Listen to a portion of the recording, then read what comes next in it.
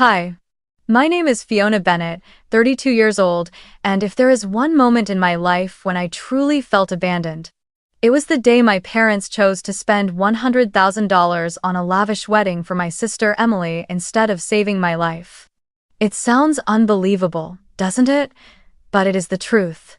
I was carrying a dangerous illness inside me, and the doctors had repeatedly stressed that I needed surgery immediately, without delay, because every day that passed brought me closer to death. I had gathered everything I had run everywhere searching for solutions, and in the end, with the last fragile bit of hope I still held, I turned back to beg my parents, the people who were supposed to be my final and safest refuge. Yet, what I received in return for my pleas were only indifferent eyes, cold stares, and an emotionless explanation. We already spent all the savings on Emily's wedding. Canceling would mean losing it all. You'll have to handle it yourself, Fiona. I will never forget that moment. The glow of the screen lighting up my mother's face, while I was trying desperately to hold on to the last shred of dignity I had left as I begged for my life. More painful than the shadow of death itself was the realization that I was never important in my own family. And now, as I tell you this story, I want to ask you, those of you listening to me from the other side of the screen, where are you watching from? And if you were in my place, when your own parents valued a wedding party above your very life, what would you do? Share your thoughts with us in the comments. As I sit here looking back on the years that have passed, perhaps the thing that breaks my heart the most is not the illness, not even the life or death surgery, but the long, endless childhood spent feeling like nothing more than a shadow in my own home. From a very young age, I realized that the house I grew up in was more like a shrine built in Emily's name. Every wall was covered with shining certificates, photos of my sister in her ballet costumes, and framed pictures of her seated at the piano under bright stage lights. The living room, the hallway, even the dining room, wherever your eyes landed, Emily's face was always there. Polished medals hung neatly on shelves, trophies stood proudly on cabinets, as if in our home there was only one daughter worthy of pride. And what about me? I pushed myself in my studies, I joined school activities, I consistently earned high grades and achieved accomplishments that were far from ordinary. I even worked part-time jobs from an early age so I could buy my own books and pay for extracurricular classes. Yet none of that was ever enough to earn recognition from my parents. I still remember the day I received a full scholarship to university, an achievement that any parent would normally boast about with pride, and all I got from mine was a short, dry text. Yeah, good. Keep trying. No celebratory meal, no congratulatory hug, not even a single photo to capture that milestone. Meanwhile, a simple consolation prize from Emily's district-level piano competition was enough for my parents to take her to a photo studio, print an oversized portrait, frame it in gold, and hang it right in the center of the living room. That favoritism repeated itself so many times that I gradually grew numb to it, yet there were still moments when it cut deep into my heart. I remember one evening in 10th grade, when I rushed home from school, my heart pounding with excitement because I had just been selected for the debate team. To me, it was an honor, the result of countless late nights spent reading and practicing my presentation skills. I ran straight into the kitchen, where my mother was preparing dinner, and exclaimed, "Mom, Dad, today I was chosen for the school's debate team." I was hoping for at least a proud look, maybe a warm congratulations, but my mother only glanced up for a second and said flatly, "That's good. But your sister has a piano recital tonight, make sure you take some pictures for her." I froze in place, forcing a smile while my heart quietly shattered inside. That was the moment I truly understood that no matter what I achieved, in my parents' eyes, I would always remain just a faint shadow next to the spotlight they had built around Emily. My parent-teacher meetings were always short and rushed. My parents would sit for only a few minutes before hurrying off to make it to Emily's dance class or piano lesson. I slowly realized I was never a priority in their schedule. I lived under the same roof, yet it felt as though I was forgotten in some dark corner, while the laughter and the light were always directed toward someone else. If you grew up in a family where love was never shared equally, you would understand the bitter ache of watching your parents beam with excitement over every step, every note, every move your sibling made, while your own accomplishments were brushed aside with nothing more than a half-hearted nod. It was from those years that I learned how to swallow my tears, how to smile while my heart quietly bled, and how to stop expecting anything from my parents because I knew that placing hope in them would only bring me deeper pain. After graduating from high school, I knew with absolute certainty that I could not rely on any help from my parents. Every small amount I had managed to save from part-time jobs throughout those school years became the only lifeline that allowed me to continue pursuing my education. I received a partial scholarship to a university in Chicago, but it only covered part of the tuition. The rest was a number far too large for me to afford at that time. While my friends eagerly packed their suitcases, preparing to step into college life with their parents' support behind them, I sat alone in my small room, hunched over job applications, combing through every classified ad in the newspaper. I knew that if I didn't stand on my own 2 feet, my dream of going to college would end at the acceptance letter. That summer before my first semester, I began working full-time at a small coffee shop. By day, I stood behind the counter brewing drinks, wiping down tables, scrubbing floors, and even hauling bags of coffee beans heavier than myself. At night, I worked another shift at a convenience store near the dorms, standing at the register until midnight. Many nights I returned to my room, sat at my desk, and watched my vision blur from exhaustion, but I still forced myself to read a few pages, because I knew knowledge was the only ticket out of a life of disregard. Meanwhile, all I had to do was glance at Emily to see a world completely opposite to mine. She had her tuition fully covered by my parents at a prestigious private school, where the yearly tuition equaled 3 years of my back-breaking labor. On top of that, Emily had her own car, her own apartment, and every time she returned home, she carried bags of expensive things. My parents proudly boasted about their precious daughter to neighbors and relatives, while my existence hardly seemed worth mentioning. There were days when I would leave class and head straight to the hospital, where I worked night shifts as a nurse assistant. The job was grueling. Changing patients' bandages, pushing wheelchairs, checking rooms, cleaning medical equipment. Sometimes the shift stretched to 12 hours, and the next morning I had to rush to class with dark circles under my eyes.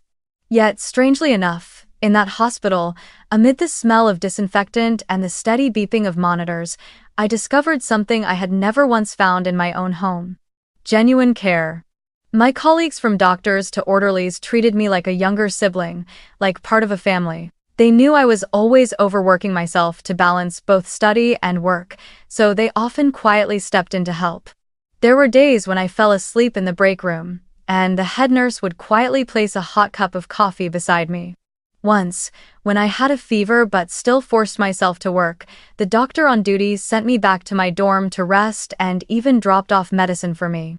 It was those strangers who became my real family. They didn't need to share my bloodline, they didn't need the titles of parent or sibling, yet they gave me the feeling that I mattered, that my existence was worthy of care. While Emily lived in luxury with everything laid out for her, I struggled through each day.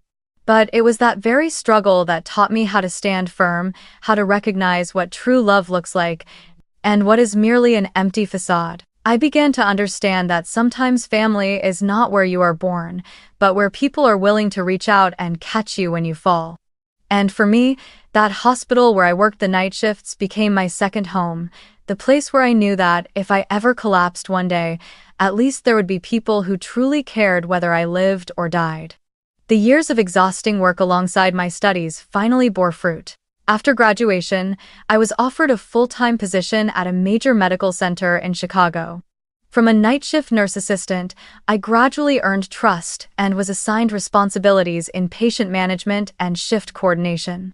For the first time in my life, I felt I truly had a place, not only in my work but in society itself. I began to earn a stable income, enough to rent a small but cozy apartment of my own, and, more importantly, I felt as though I was finally breaking free from the shadow of the past, the shadow that had always made me believe I was nothing more than an unwanted presence in my own family.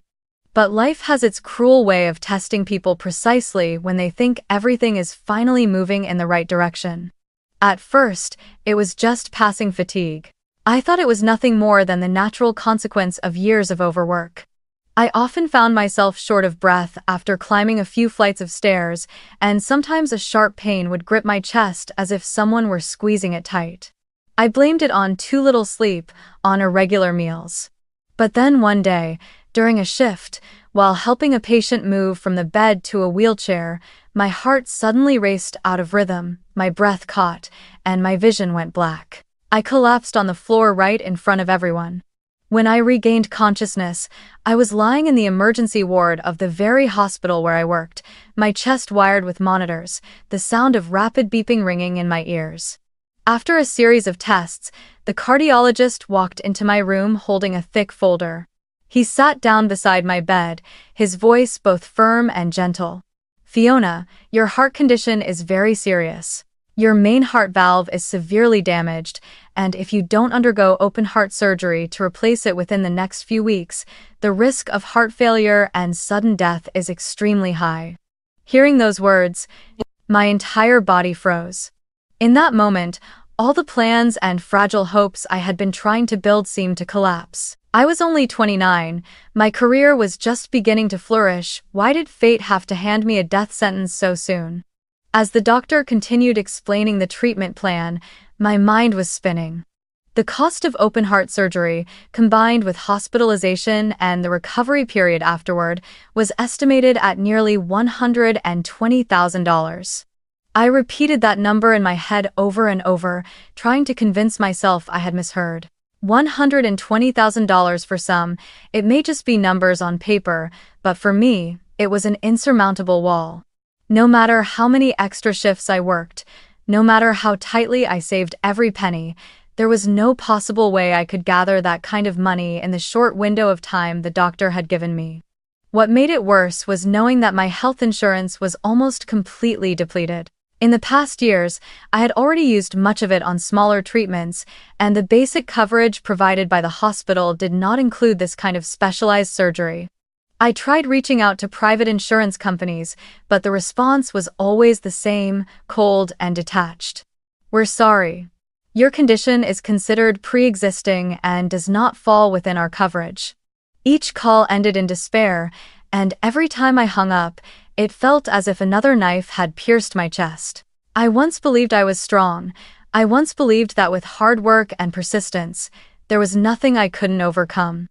But when faced with the figure of $120,000, all that pride crumbled. Every night I lay awake, listening to the disordered rhythm of my heart, each beat a cruel reminder that my time was running out.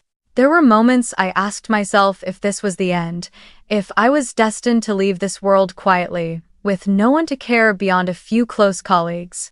What terrified me most was not death itself, but the thought of leaving without ever once being truly valued by my parents, without ever being loved the way they so freely loved Emily. While I was tearing my hair out, searching desperately for a way to survive, Emily's lavish wedding photos began flooding social media. A custom-designed gown, a 5-star hotel tasting event, invitations embossed with gold patterns. I looked at the numbers my parents had spent on that wedding, and it felt like my heart was bleeding. A frivolous celebration, lasting only a few hours, was worth more to them than my very life. And so, in my despair, I realized I had only one path left. To cast aside the pride that had already been trampled for years and go to my parents to beg for help. I remember that fateful afternoon with painful clarity, the moment I decided to put my pride aside and return to my parents' house. In my hands was a thick folder stuffed with hospital documents, diagnostic results, the estimated cost of surgery, prescriptions, and the doctor's urgent recommendation letter. I clutched it so tightly that my palms were soaked with sweat, my heart pounding so wildly it felt like it might rip through my fragile chest. The house was not unfamiliar, yet every step I took along the brick path toward the front door weighed heavy, as if I were walking into a courtroom where I already knew there would be no justice for me. My parents sat in the living room, on a leather sofa still gleaming like new. The coffee table in front of them was piled with wedding magazines, thick catalogs of bridal gowns, all displaying brides with radiant smiles. When I placed the folder on the table, the sound was so heavy it seemed it could rattle the wine glass my mother was holding. I trembled as I began to speak, my words catching in my throat. The doctors said I need open-heart surgery within the next few weeks, otherwise, I might not survive. This is the full cost. I've tried everything I can, but I can't cover it all on my own. I stopped, drew in a deep breath, and looked straight at my parents, searching for even the faintest flicker of concern, some sign of love. But all I saw was a quick glance exchanged between them, a look I knew too well from childhood, a silent look that carried an unspoken agreement. My father cleared his throat, then spoke with the firmness of someone declaring an obvious fact. "Fiona, we can't help you. We already put down $50,000 as a deposit for Emily's wedding. If we cancel, we lose everything. You'll have to handle it yourself." For a moment, I thought I had misheard. I leaned forward, my voice trembling.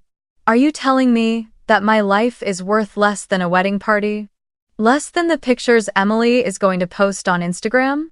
I saw my mother's hand flinch slightly, but she kept her tone soft, almost lulling, as though she were soothing a child. "Fiona, this isn't just a party. This is Emily's big day. She's been waiting her whole life for this. We can't let it be ruined." I laughed, but it was not laughter filled with joy, it was bitter, choking. "And what about me? I only have one life too. Is Emily's big day more important than whether I live or die?" My father frowned, his voice cold and sharp as steel. "Stop being dramatic. You're smart, you'll figure it out. You always do, don't you?" Those words froze me to my core. For years, they had grown accustomed to me taking care of myself, so much so that even my survival had become, in their eyes, nothing more than another challenge I was expected to overcome on my own. I sat in silence, my gaze slowly moving around the room as though I were truly seeing it for the first time. Photos of Emily in her ballet costumes, Emily receiving awards, Emily smiling brightly in the arms of our parents everywhere. And me? Not a trace. I drew in a long, steady breath, then spoke slowly, each word slicing through the air. "I could die. I am not asking for money for a car or an apartment. This is about survival. And you've chosen to abandon me just to keep Emily's wedding perfect. From this day forward, I will never forget that choice." My mother set her wine glass down on the table, her hand trembling slightly, but then she forced herself to appear calm. "Don't make everything so dramatic, Fiona. You can look for another hospital, you can arrange a payment plan. You've always been strong, and we believe you'll get through this."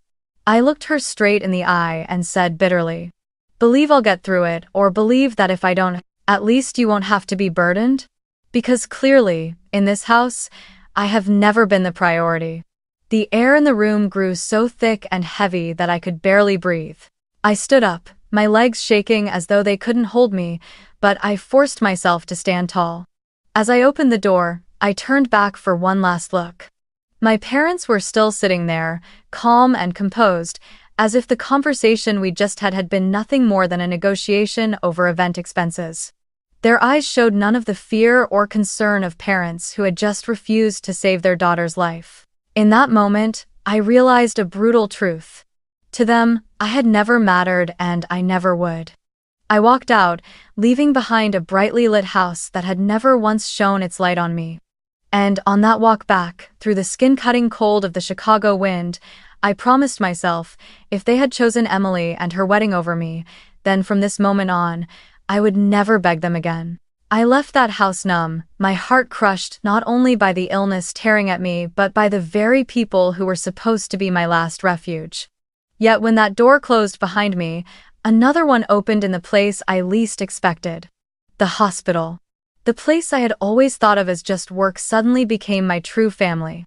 I remember that night clearly. I returned to my shift late, sitting quietly in the break room with the thick folder of medical documents still in my hands. I didn't cry, I didn't complain, I just sat in silence so deep that even my colleagues immediately sensed something was wrong. Mark, a young doctor on the same shift, sat down beside me, gently pulled the papers from my hands, and began reading. Within minutes, the whole break room was buzzing. Everyone passed the diagnosis around, their eyes heavy with concern. And then, something miraculous began to happen. They didn't ask why my parents hadn't helped, they didn't blame me for ending up in this desperate situation. Instead, they immediately began figuring out how I could survive. The very next day, they began to take action. The head nurse organized a blood drive fundraiser at the hospital. Doctors volunteered to pay out of their own pockets to print flyers calling for donations. The orderlies and administrative staff gathered together to plan a food sale in the main lobby, everything from homemade cookies and coffee to boxed lunches. I stood there, watching my colleagues, after enduring long, exhausting shifts, still rolling up their sleeves with energy to sell each cookie, each cup of coffee, and my throat tightened so much I could hardly speak. They owed me nothing, yet they chose to stand by me when I needed it most. As for me, I couldn't just sit still either. I began selling everything I owned. My only car, old and worn, but the one that had carried me to work and school for years, was sold. My laptop, the one I had used since college to write late-night essays, had to go as well. Piece by piece, I gathered my belongings, my keepsakes, the things I once thought I could never live without, and exchanged them for a chance to keep living. Each time I signed the papers to sell something, it felt like I was peeling away little fragments of my life. But I knew that in the end, they were only material things. The only things truly worth keeping were my breath, my heartbeat, my chance at survival. And then, in those days of despair, an unexpected light appeared. The head of the cardiology department, Dr. Richard Hayes, a man in his 60s, stern but kind, called me into his office. He sat there, his eyes fixed on me for a long while before speaking. "Fiona, I lost my wife to heart disease. She passed away because we couldn't afford the surgery. I know the helplessness you're feeling.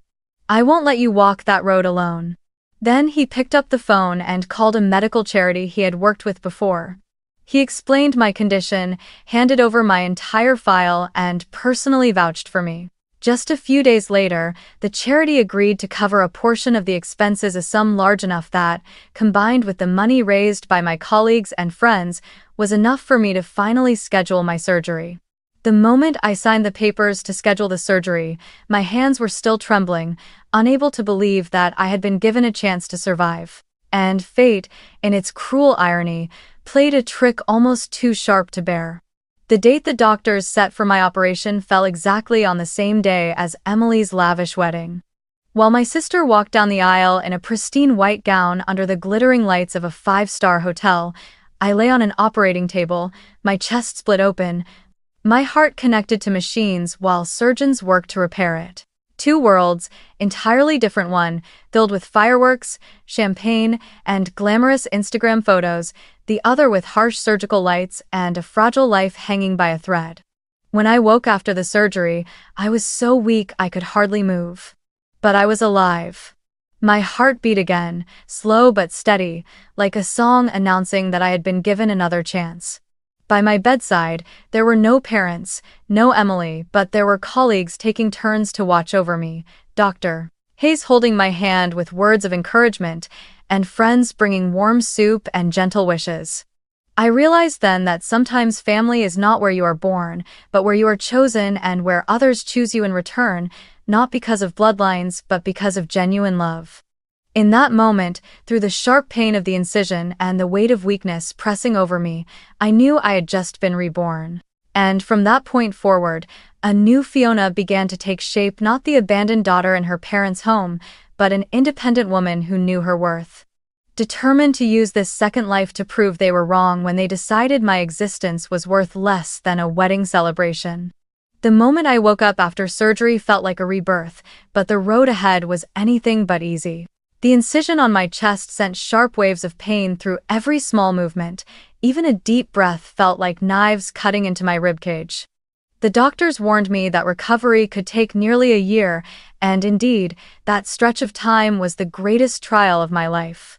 Day after day, I had to relearn how to breathe, starting with the simplest exercises, lifting a small rubber ball, taking a few steps down the hospital hallway.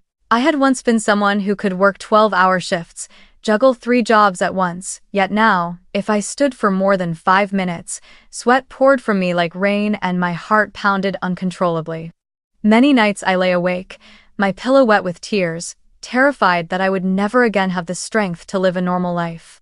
And yet, every morning when I woke and still heard the sound of my heartbeat, I whispered to myself, I am alive, and as long as I am alive, there is still a chance. Abu. Instead of sinking into self-pity, I chose to use my recovery time to learn.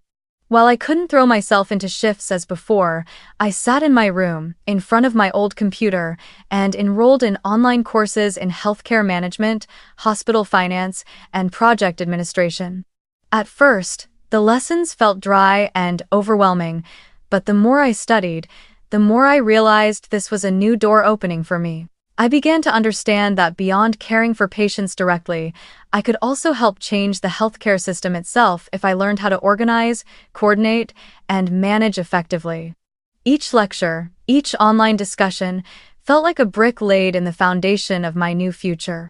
And for the first time, I realized that being abandoned in the past had taught me something invaluable.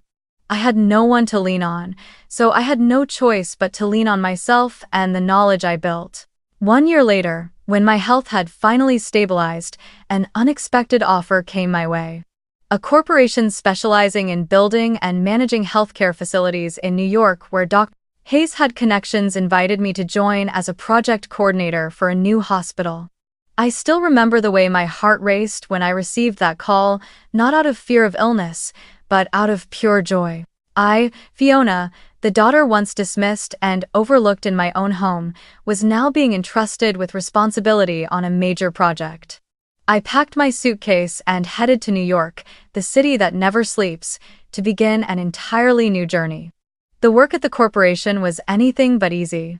I had to oversee construction schedules, monitor budgets, and coordinate between medical staff and engineering teams. Yet instead of feeling crushed by the pressure, I felt as if I had finally found water to swim in. The years I had spent working in hospitals, combined with the knowledge I had gained from my studies, gave me an insight that many in the construction field lacked. Every detail of a healthcare facility is tied directly to a patient's survival. I knew exactly how bright an operating room needed to be, how wide a hallway had to stretch for an emergency stretcher to turn, how close a recovery room should be to a nurse's station so doctors could respond in time. I became the bridge between two worlds, and gradually, from a project coordinator, I was entrusted with more and more responsibilities, until eventually I rose to become a project director for large-scale medical facilities. The work kept me so busy that at times I lost track of time, but my heart no longer beat for myself alone. I still remembered the quiet promise I made during those nights in a hospital bed. If I lived, I would repay those who had once reached out to save me. And so, alongside my career, I began building a personal fund. At first, it was just a small group at my old hospital pooling money to help poor patients afford their medicine. Later, I expanded the effort, organizing fundraising events, calling on businesses to sponsor, and using my new network in the industry to connect charities and nonprofits. Together, we built a program dedicated to supporting patients with congenital heart conditions and those in dire financial need. Each time I saw a struggling patient saved through the fund's support, I saw a reflection of my younger self. I saw again the desperate Fiona clutching a folder of medical papers, begging her parents for help. But this time, I was able to look into someone's eyes and say, "We'll help you. You're not alone." That wasn't just an act of gratitude, it was my way of affirming my worth. That I hadn't just survived, but was living to make a difference. I wanted the world to know that a daughter once abandoned could grow to become someone who saved hundreds, even thousands of lives. Whether my parents ever heard of those successes, I cannot say, and I do not know if they ever felt proud. But to me, it no longer mattered. I had stepped out of Emily's shadow, broken free from the endless cycle of favoritism and abandonment. I carried a heart that had once been shattered, but it had been stitched back together not only by a surgeon's scalpel, but by resilience and the love of strangers who chose to care for me. From that moment forward, I knew that whatever difficulties came my way, I would face them head-on, because I had already proven that my true worth never depended on my parents' recognition. My life in New York flourished. One successful hospital project followed another, and my reputation in the field of healthcare construction steadily grew. I worked tirelessly, and each time I stood before a newly completed facility, watching patients receive treatment in a safe, modern space, I felt my heart once so wounded beat with pride. I believed the painful past and my parents' abandonment had been left behind for good. But fate had its own way of bringing them back into my life, in a way I never could have anticipated. Years later, I heard from an old acquaintance in Chicago that my parents had been swept up in a real estate frenzy. At that time, the market was booming, and everyone believed quick fortunes were within reach.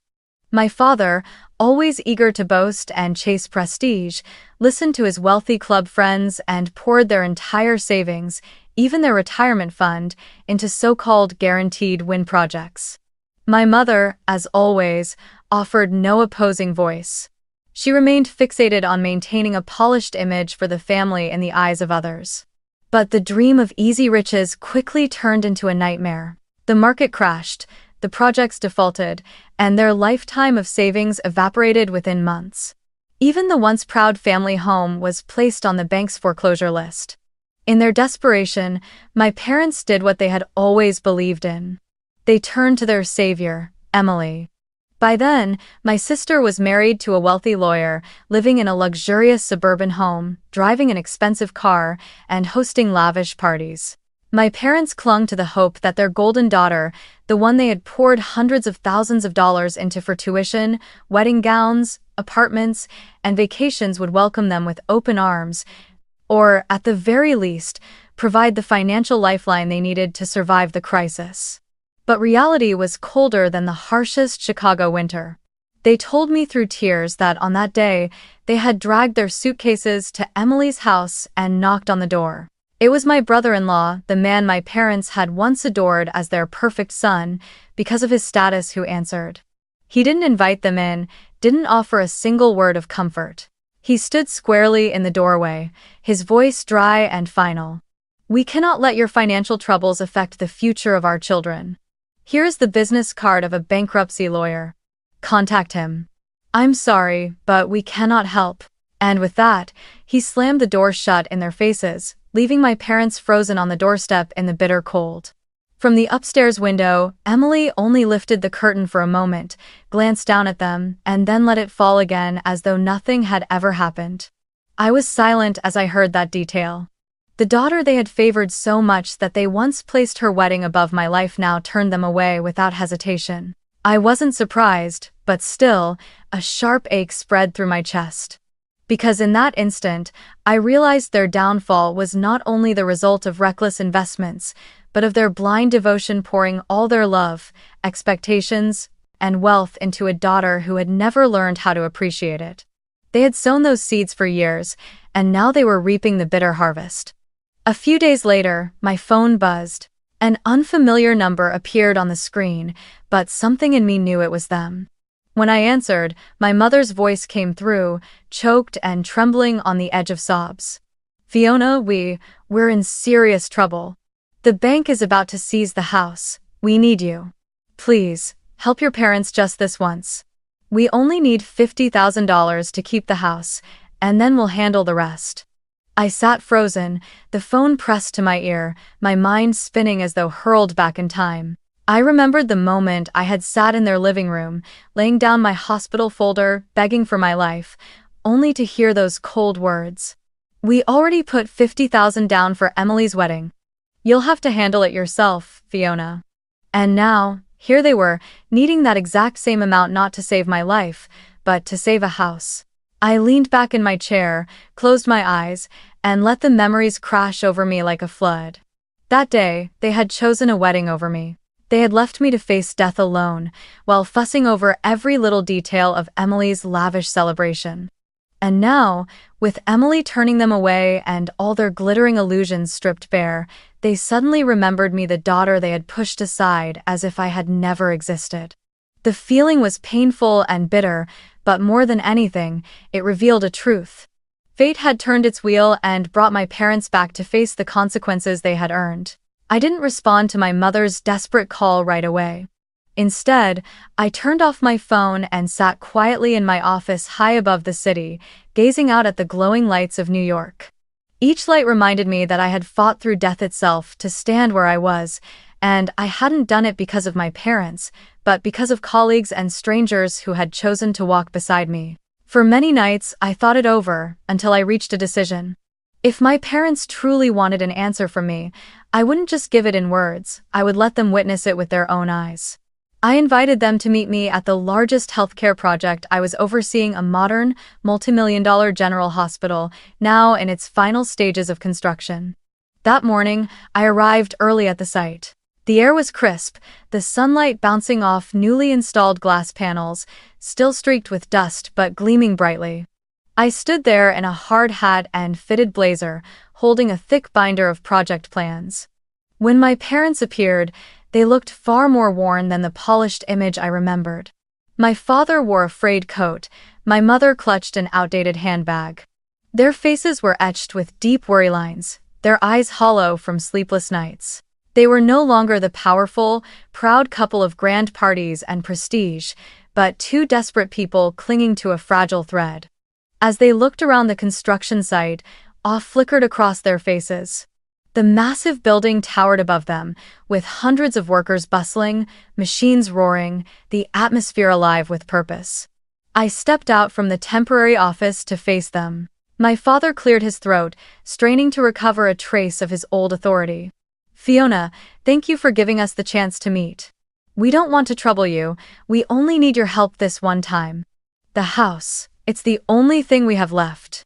I looked them straight in the eyes, not flinching, my voice steady and deliberate, each word falling like the strike of a hammer.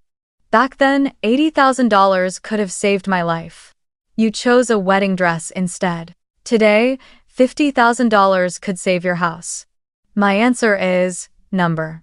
My mother burst into tears immediately, her shoulders shaking, tears streaming down her face. She clasped her hands together, her voice broken and pleading.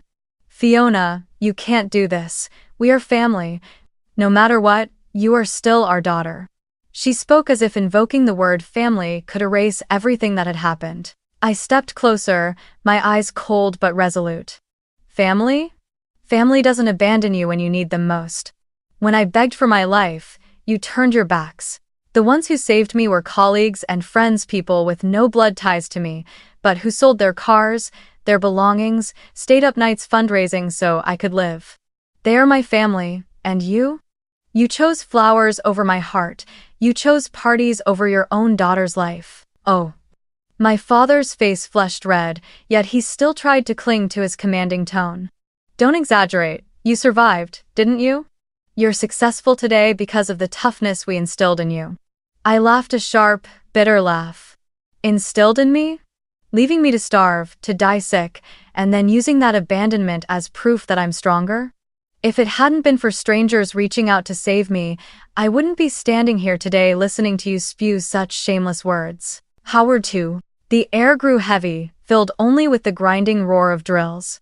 Nearby workers had paused, their tools stilled, watching us with eyes full of curiosity and quiet confusion.